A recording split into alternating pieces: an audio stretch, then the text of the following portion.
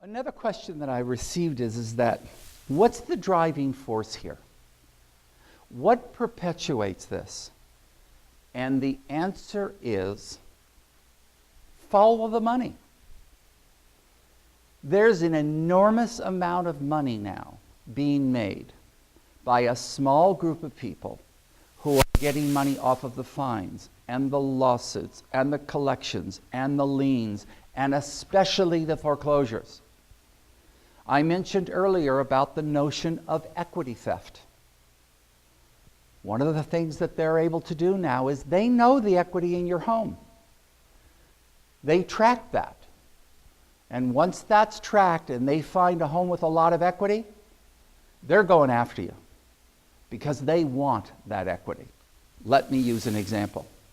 Let us assume for a moment that you have a home that's worth $300,000 and you owe $300,000. You're not a likely candidate for this. What use is it to foreclose on your property? There's nothing in it. But you have a home that's worth $300,000 and you only owe $150,000, you're a target because there's now $150,000 worth of equity in your home and those people want it.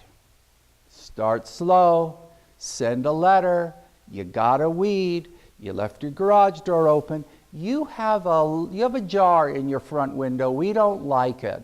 Your plant, whatever it is, and you get upset.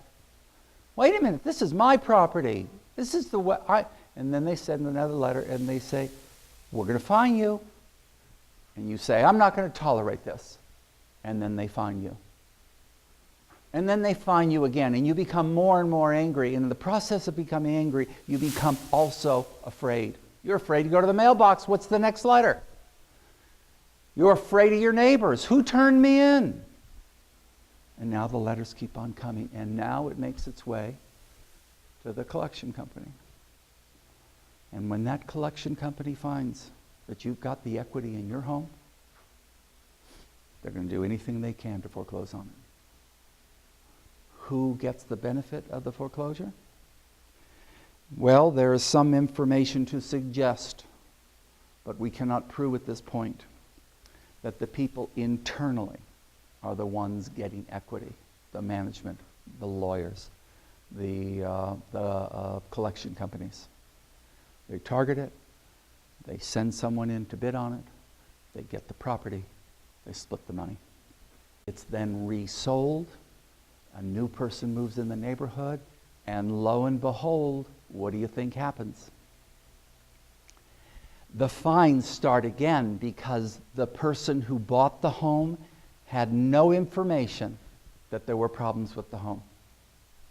And so they get a letter saying, you're in trouble. You have a weed.